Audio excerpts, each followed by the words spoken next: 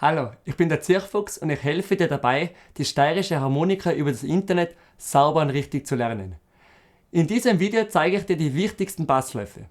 Wenn du diese regelmäßig bei deinen Stücken einbaust, dann wirst du merken, dass die Stücke dann viel besser klingen. Zum Beispiel beim Walzer am Ende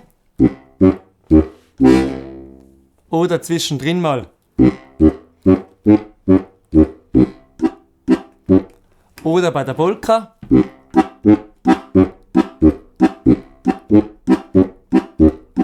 Oder breit.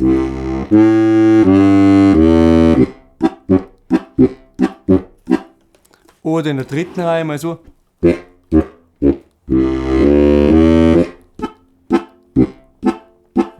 Oder die Tonleiter am Bass.